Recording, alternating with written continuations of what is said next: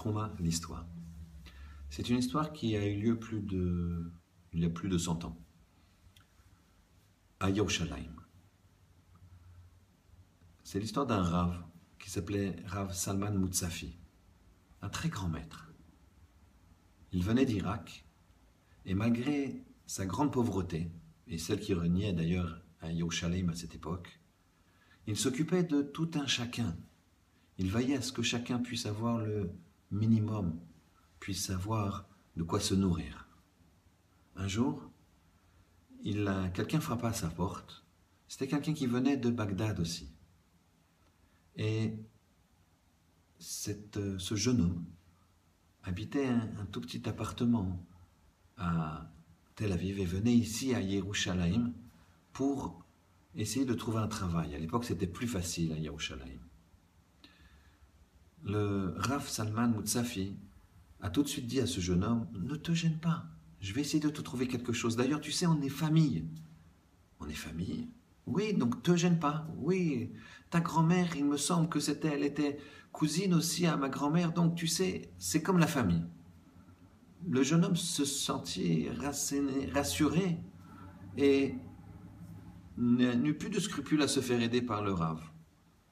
Le Rav l'installa dans un endroit, dans un petit appartement. Il s'occupa d'en régler les frais. Et surtout, lui amenait, tous les midis, un repas.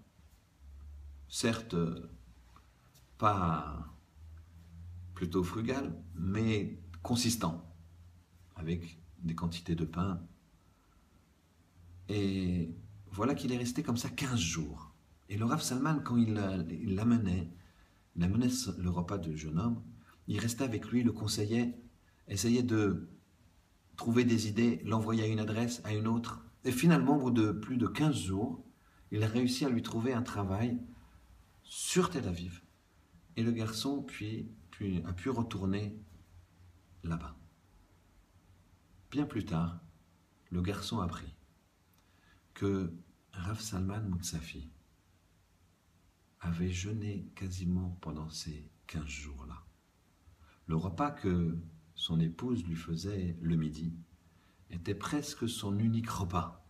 Le matin, il partait de chez lui sans déjeuner et elle lui faisait un repas composé essentiellement de pain pour le midi, pour pouvoir tenir jusqu'au soir. Et là, il prenait vraiment un tout petit repas.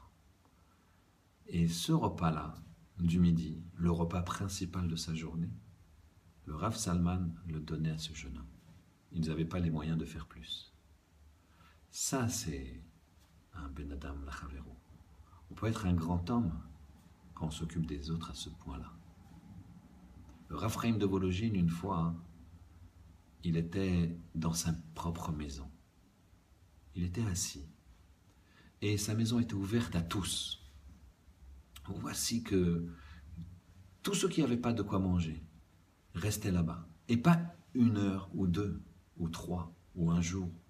Mais des fois, c'était des semaines. Et le Rav restait discret. On raconte qu'un jour, un homme est venu à table. Le Rav était assis à table. Rav Chaim de Volojine était assis à table chez lui comme un simple convive invité. Alors, pendant qu'il mangeait, comme tout le monde, discrètement, cet homme-là lui a donné un coup de coude comme ça en lui disant « Dis-moi, oui, c'est qui le balabait ici?